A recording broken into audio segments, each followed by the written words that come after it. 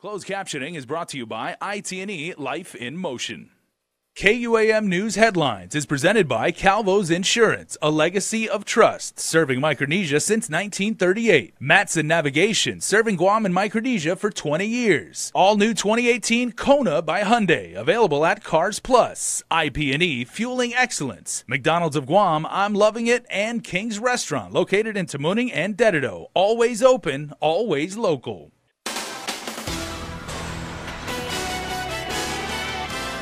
Ahead on primetime, a day after being grilled by lawmakers, prison officials give their oversight chair a first-hand look at their facility. Plus, she is accused of threatening to blow up the local courthouse. Her fate is decided today. And it's their second time to the territory in the past year. County Manila meets up with the sailors of the USS Carl Vinson as they dock on Guam. Hafide and good evening. Guahusinik Delgado. And I'm Crystal Paco. Getting a first-hand look at the problems on the inside. That's how the Legislative Oversight Chair of the Department of Corrections spent her morning. This just one day after she grilled prison leaders over a slew of problems they've dealt with in the past year. Inside the restricted areas and beyond, DOC Oversight Chair Senator Talina Nelson walked the prison grounds with DepCorp officials today. Good to go? The lawmaker going down the halls of several units and among the prisoners here comes after a rather heated oversight hearing on Monday. Nelson then questioned DOC leaders about a variety of issues dealing with their policies and procedures and wanting answers to the recent brutal attacks. But the discussion for Director Tony Lamarena included a lot of finger pointing, forcing him to walk out in the middle of the hearing. It's easy to sit up there and just say what you want to say without having to see what we go through day after day. I will fight for these people because they're hard-working, dedicated individuals, Senator. Thank you, Director. Lamarena explaining to KUAM what happened today. First off, why did you walk out? Well, first of all, I felt I was at a point where I needed to control my decorum. And to step away was the best way to do it. But the reality is, we wanted the senators to realize the problems that we currently face here at DOC. And the response from the oversight chair? My thoughts is that we need to sit down with the director and find a solution to everything and all the challenges that he's facing. A very heated conversation yesterday. Not really. I think it's just a lot of pressure's been building, but no, we truly want to work together. The walkthrough showing proof of some of the shortfalls from equipment to personnel, as well as some of the progress the prison has made in the past year. But will it be enough to convince lawmakers to give the prison more money? Well, definitely, but as the speaker pointed out in the oversight hearing yesterday, that they did have a $1.7 million in surplus and their funding, so we need to find where that money's going. And then that would give them the adequate funding that they need to support their operations. DOC leaders continue to raise issue with the $3 million they say they were shortchanged in their budget request and the impacts as a result. Lamarena says, hopefully this tour and a better understanding of what we face on a daily basis to make our lawmakers understand what we face. Both plan to meet again in the coming weeks. And if you missed Monday's oversight hearing for DepCorp, you can check it out. Our coverage right now on KUAM.com. The government rests its case in Day 5, a trial for accused rapist Austin Barcenas. Nearly 6 years ago, Barcenas allegedly drugged, then raped a teen girl who had been sleeping at his house. Prior to resting their case, prosecutor Sean Brown played audio of Barcenas, who had made several calls to family while in jail. The audio clips, which were only seconds long, captured Barcenas saying, quote, "Can you talk to her?" end quote. On the stand last week, the victim told jurors the defendant's sister had asked her to drop the case.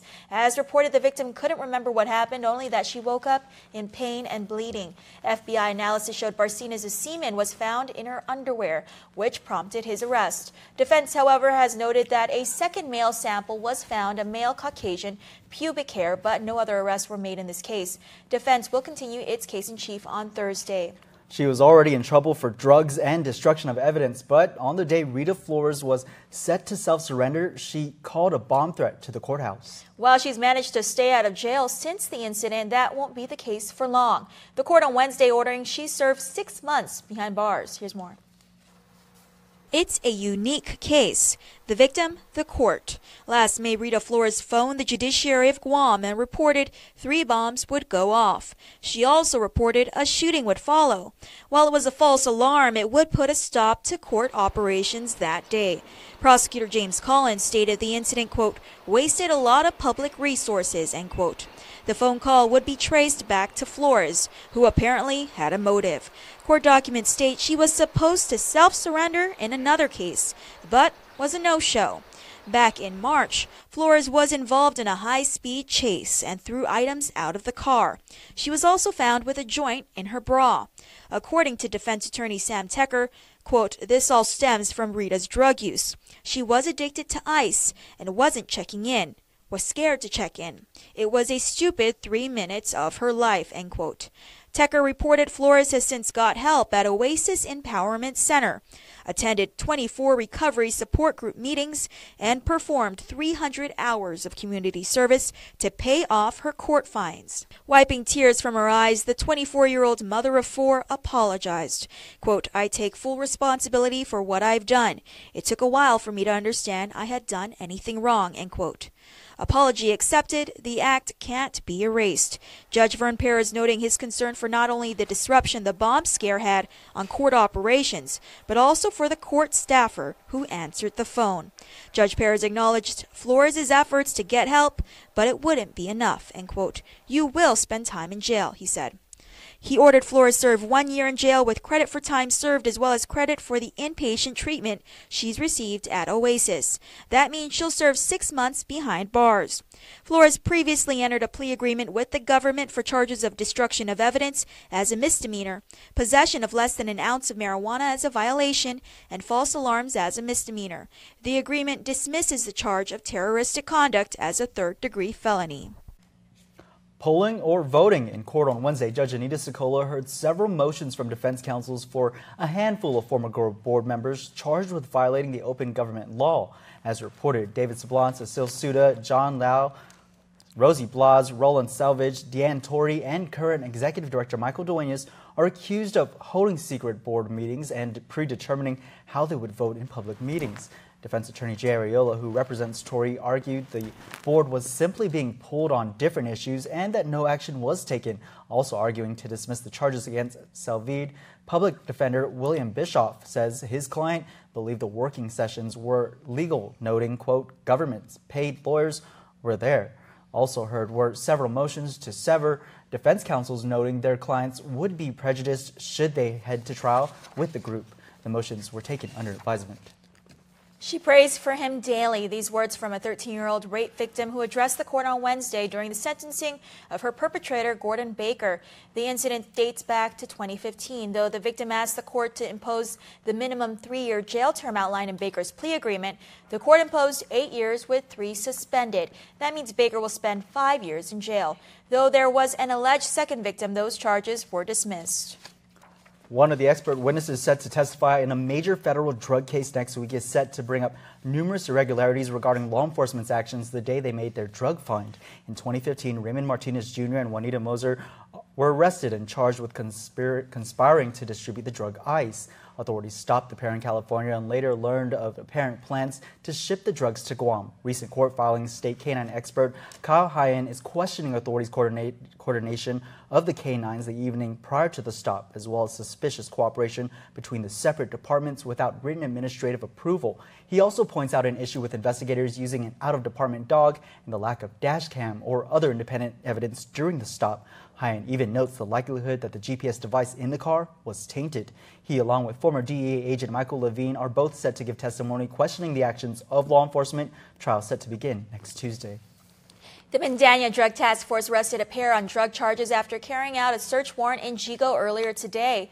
39-year-old Francis Mendiola and 19-year-old Marty Pinala Mikhailik are charged with illegal possession of a Schedule II controlled substance. Police say several drug paraphernalia with residue that tested positive for the drug ice was found and confiscated from inside the home. In other news, 2 more non-citizen convicts face deportation. The governor commuted their sentences and turned them over to U.S. immigration authorities who confirm they committed deportable offenses. They are 42-year-old Carson Lucas, who who was serving a 5-year sentence for first-degree criminal sexual conduct.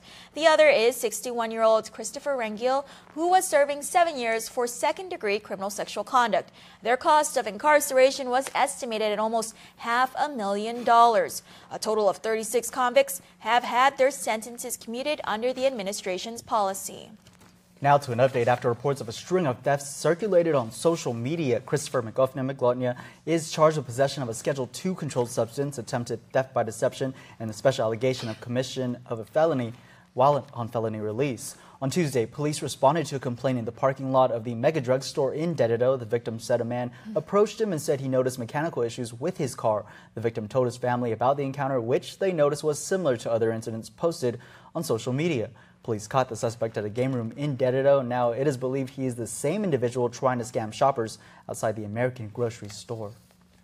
Starting in February, the average 1,000 kilowatt residential power bill will go up by $33.09 a month. The Public Utilities Commission on Tuesday approved a 15.6% increase in the fuel surcharge known as the LEAC. GPA was authorized for a two-phase LEAC factor adjustment over the next 6 months in order to recover 70% of its total fuel costs. GPA says it needs the increase to help mitigate against future fuel price increases. Meanwhile, rates are also going up at the port. The PUC completed a true-up review of the port's tariff, confirming another 7% increase. That brings the total increase to 14% since last year. The hike is part of a 5-year rate plan previously approved by the port. The next 3 years, the tariff will increase by 1% annually. Well, now time to start finding a way to save up on our power bills, huh? Well, yeah. Carmen will tell us that and Think Green coming up after the break.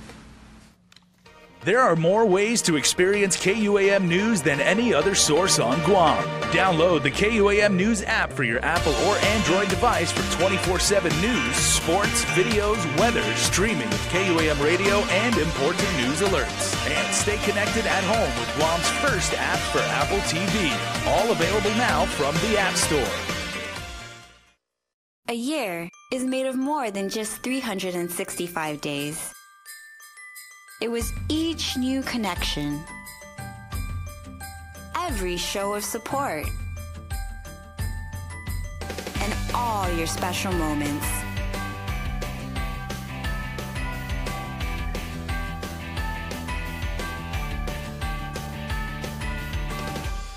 Happy New Year from your friends at IT&E.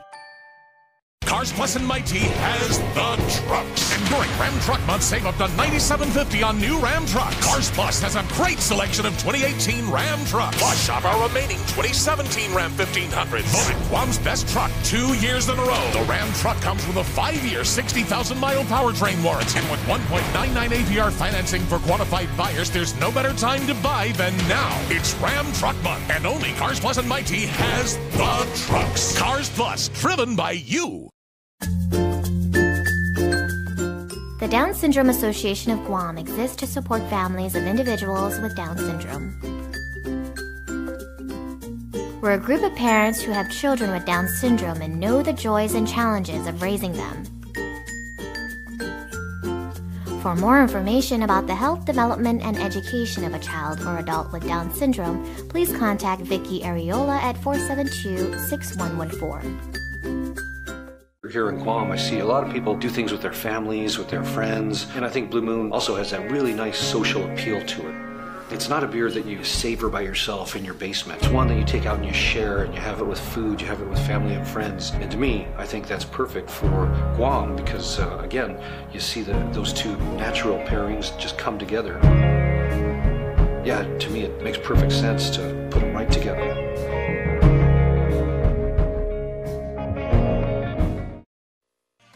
Connect with KUAM News. Find us on your favorite social media platform. Follow us and stay in the know with Guam's news leader.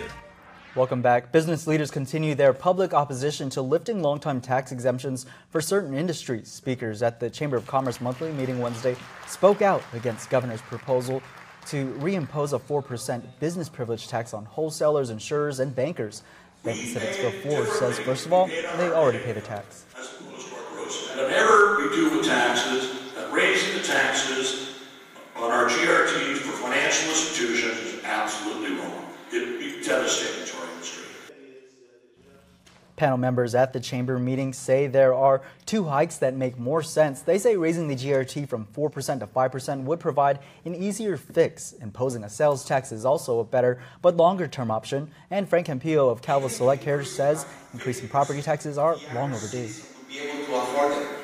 And many of us argue, well, but it's going to affect those people that are land rich and cash poor. You can do it in a manner that it will be at the next transaction, so you won't affect the current landowners. The solutions are there. Eliminating the BPT exemptions was proposed in a bill by the governor as a way to fund the hospital's chronic budget shortfalls. Meanwhile, government leaders also held a meeting to discuss how to address the potential financial crisis. The administration's fiscal team, along with top cabinet members, met with senators in a special economic service meeting. The wide-ranging discussion included ways to cut costs and increase revenue in the wake of federal tax reform that will reduce GovGuam's tax collections by an estimated $48 to $66 million in the coming fiscal years. The group talked about revenue enhancement, including imposing a sales tax on internet purchases. As Public Auditor Doris Flores-Brooke notes, there are many tough decisions ahead. Things that we can begin to identify. What is has to be an immediate solution? What is a short-term solution? What is a mid-term solution? What is a longer-term solution? Again, the sales tax versus the gross receipts tax. Let this be the beginning of a continuous dialogue until now we have to make a decision. But whatever decision, mala'i. Whatever decision it is, it's going to be mala'i. So, roughly translated, the public auditor was suggesting that whatever they decide, it will be a bitter pill to swallow. While mirroring the president's State of the Union, doctors held what they called a state of GMH. Following the legislative hearing on Monday, GMH doctors reiterated the need for new equipment, citing that the root cause of the Joint Commission's report's preliminary denial of accreditation is the $30 million in underfunding. The report was foiled by Speaker B.J. Cruz, who wants transparency from the hospital. Dr. Duenas says the results are available to senators individually, but it can't be made public. It is not to be disclosed to the public until the process is completed and decisions are made. The report cites citations only on elements of performance. It doesn't say anything about funding. But if you look at the event, why the element of performance was not performed, then you ask why. You do an apparent root cause analysis. Why? Because this. Why? Because this. And it will bring us because we don't have money. Doctors say accreditation is secondary to the legislature securing a dedicated funding source regardless of how they get the money, saying, quote, saving lives is their priority. President Trump delivered his first State of the Union address tonight, emphasizing a safe, strong, and proud America. The president also said he wants to unite what he calls a long-divided country. Molo Lengi reports. The state of our union is strong. President Trump says the accomplishments of his first year in office speak for themselves. We enacted the biggest tax cuts and reforms in American history. The president touted the economic upswing and put forth a plan to rebuild aging infrastructure. I am asking both parties to come together to give us safe, fast, reliable, and modern infrastructure. President Trump offered to work with both parties to get a deal on immigration. He's offering a path to citizenship for 1.8 million dreamers in exchange for billions for a border wall with Mexico. For over 30 years, Washington has tried and failed to solve this problem. This Congress can be the one that finally makes it happen. More than a dozen lawmakers boycotted the president's speech. Others sent a subtle message from their seats in the chamber. Some Democrats wore black as a nod to the movement against sexual harassment, and many lawmakers invited dreamers as their guests. Republicans heartily applauded the president, often rising to their feet. Democrats were less enthusiastic.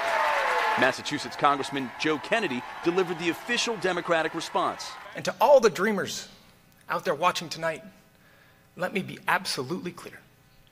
Ustedes son parte de nuestra historia. You are part of our story. We will fight for you, and we will not walk away.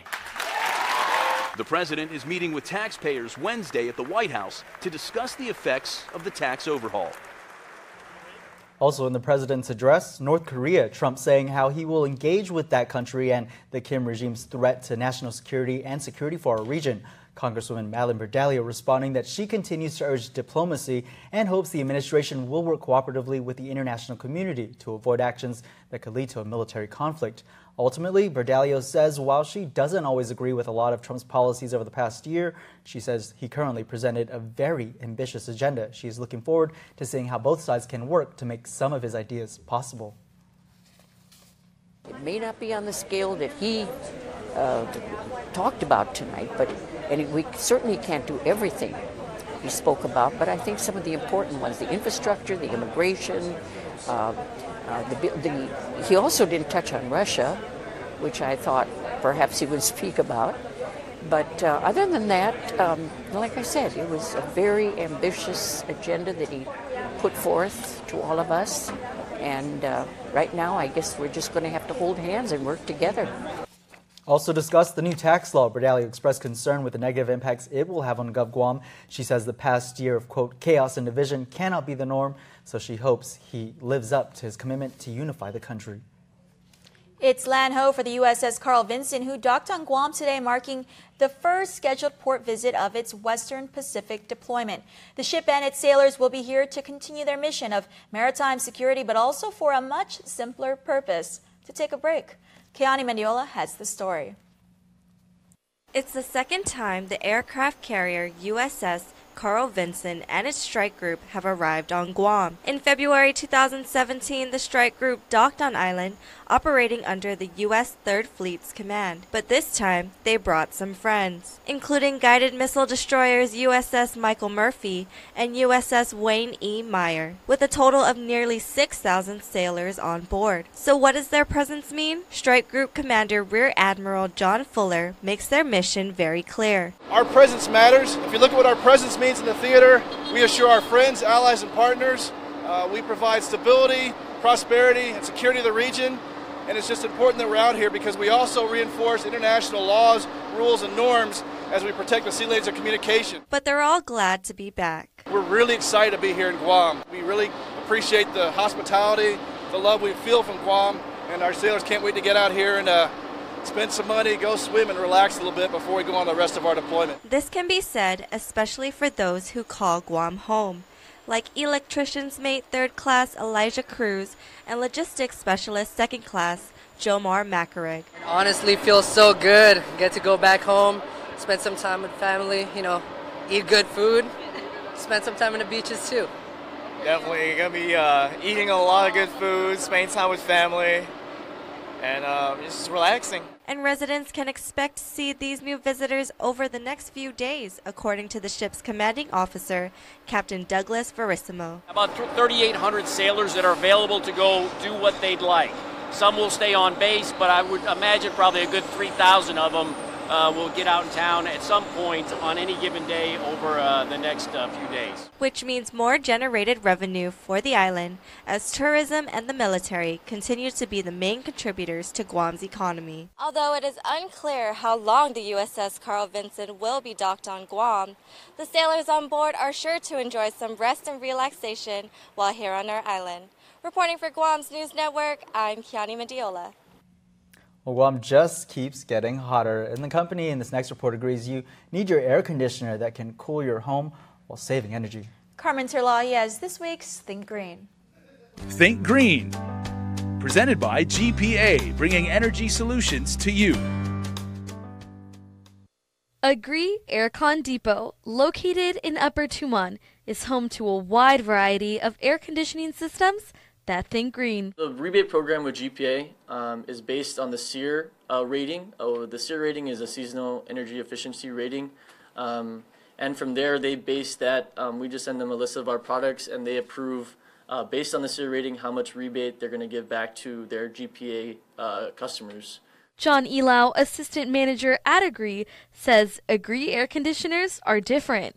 It's turbo cooling that sets them apart. Agree's been able to put kind of two coils in the front to provide turbo cooling to the to the room and to the individuals. To keep cool efficiently, the SEER matters. He says if you're going to invest in a unit that saves the most energy for your cooling needs. The usual questions on, how are they using their air conditioners? How are they, consuming their air conditioner? Because if they're consuming it for 24 hours of the day, then obviously we're going to recommend a higher SEER unit because it's going to save them more energy at the end of the day.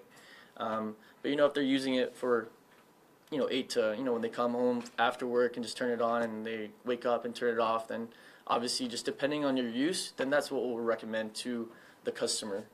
But investing is just the first step. The next step is to keep your air conditioning maintained.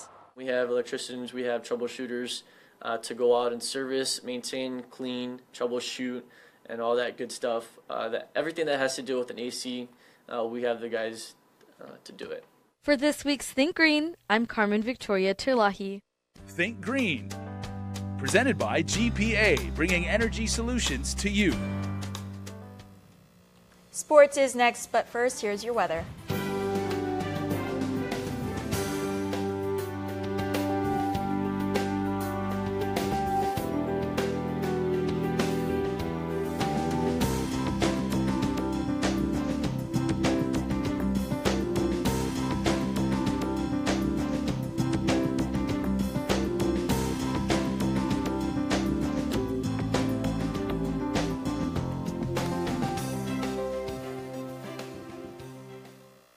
Managing our wireless data used to drive my family crazy. But now that we've switched to GTA and get all that bonus data, we're spreading the love. You sure you don't mind the wait, honey? Take your time. I'm good. But we're missing the game. Nope. I've got bonus data from GTA. Come and watch. Love it. Get 10 extra gigs of wireless data on every line every month when you bundle. Visit GTA.net for more details. Finally, I found chicken tenders that can pass as mine, which is nice because I've got better things to do. Peggy, I finished your shoulder. Millennials, am I right? No. Oh, no. Yes. Dinner! Introducing McDonald's Buttermilk Crispy Tenders. Juicy and made with 100% white meat. They're not grandma's. I'm okay with that. But she's okay with that. Last year, over 3.7 million people passed through AB Wampat International Airport on over 60,400 flights en route from 24 originating points from key Asian cities, Micronesia, and Honolulu. And with each plane, Guam International Airport helps grow and strengthen our local economy through more jobs. This contributes $2.3 billion annually to Guam's economy, benefiting all industries, from hotels and restaurants to retail, finance, and manufacturing. All this contributes to Guam's tax base, which funds the schools, roads, and infrastructure that keep Guam moving up. So keep looking up. Hulu, because Guam International Airport is how Guam comes home, and where Guam